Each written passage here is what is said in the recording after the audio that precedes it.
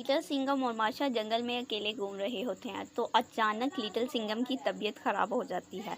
तो लिटिल सिंघम माशा से कहता है, देखो माशा, मुझे लग रहा है कि मेरी तबीयत ख़राब हो रही है। मैं खुद को बहुत ज़्यादा वीक महसूस कर रहा हूँ। देखो मुझसे चला भी नहीं जा रहा। ये कहते कहते लिटिल सिंघम ज़मीन पर गिर जाता है।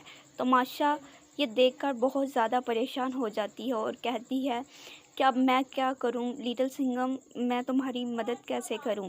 फिर वो अपनी शक्तियों के साथ अपने कद को बढ़ा लेती है और लिटिल सिंघम को उठाकर घर की ओर ले आती है। जब वो घर में पहुंचती है तो दादी के सामने लिटिल सिंघम को खड़ा कर देती है। लिटिल सिंघम को देखकर दादी जान बहुत ज़्यादा परेशान हो जाती है और कहती है कि माशा, लिटिल सिंघम को क्या हुआ है, लिटिल सिंघम की इतनी ज़्यादा तबीयत क्यों ख़राब है। तो दादी लिटिल सिंघम को चेक करती है तो लिटिल सिंघम भी दादी से कहता है कि दादी जान, देखें मुझ में मेरी वो शक्तियाँ बाकी नहीं रहीं। अब मैं कैसे वो राक्षस का मुकाबला करूँगा। तो ये सुनकर दादी भी यकदम परेशान हो जाती है। फिर वो अपनी शक्तियाँ लिटिल सिंघम को दे देती है और इसके अलावा लिटिल सिंघम से कहती है कि तुम्हारी शक्तियाँ सिर्फ़ और सिर्फ एक सूरत में ही वापस आ सकती हैं कि तुम एक जंगल के बाहर एक फूल है जिसको तुम्हें तोड़ कर लाना होगा और उसका हम एक नुस्खा बनाएंगे जिसकी वजह से तुम्हारी शक्तियाँ वापस आ सकती हैं। तो ये सुनकर लिटिल सिंघम घर से निकल पड़ता है और वो जंगल की ओर चला जाता है। चलते चलते वो उस जगह पर पहुंच जाता है जहां वो फूल मौजूद होता है। अभी वो फूल पकड़ने ही वाला होता है तो उसके पीछे राक्षस आ जाता है।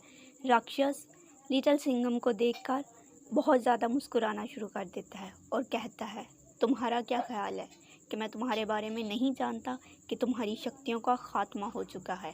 अब तुम मेरा मुकाबला हरगिज़ नहीं कर सकते। ये बात सुनकर लिटिल सिंघम एकदम परेशान हो जाता है और सोचने लगता है कि इसको किसने बताया कि मेरी शक्तियाँ ख़त्म हो चुकी हैं। और वो राक्षस से पूछता है। राक्षस ये सुनकर कहता है, क्या मैं तुम्हारे बारे में कुछ नहीं जानता? मुझे तुम्हारे बारे में पल पल की खबर है। मैं तुम्हारे बारे में अच्छे तरीके से जानता हूँ। अब तुम्हें मुझसे कौन बचाएगा। ये कहते ही वो राक्षस लिटिल सिंघम पर हमला कर देता है और लिटिल सिंघम वहाँ गिर जाता है। दोस्तों, आप क्या चाहते हैं कि लिटिल सिंघम को कौन बचाएगा और कौन बचा सकता है? अगर आपको लगता है कि लिटिल सिंघम को बचाएगा तो जल्दी से आप कमेंट सेक्शन में बताएं और नेक्स्ट पार्ट देखने के लिए हमारी वीडियो को लाइक करें, चैनल को सब्सक्राइब करें। शुक्रिया।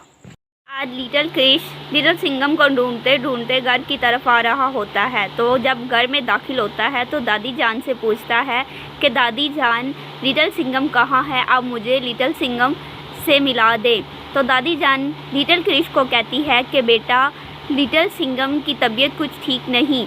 तो ये सुनकर लिटिल क्रिश कहता है, तो फिर तो मुझे लिटिल सिंघम से मुलाकात करना ज़रूरी है। मैं उसकी तबीयत के बारे में पूछ लूँगा। तो दादी जान उसे बताती है कि बेटा, लिटिल सिंघम जंगल की ओर जा चुका है, क्यों ना कि उसकी शक्तियाँ खो चुकी हैं। इसलिए मैंने उसे जंगल की ओर भेजा है कि वो वहाँ से एक फूल तोड़ कर लाए तो उसका हम नुस्खा तैयार करें।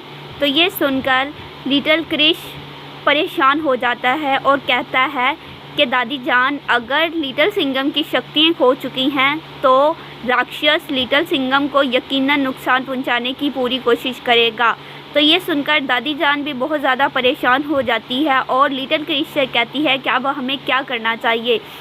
तो लिटिल क्रिश कहता है कि दादी जान, मैं जंगल की ओर जाता हूँ और देखता हूँ कि लिटिल सिंघम कहाँ है।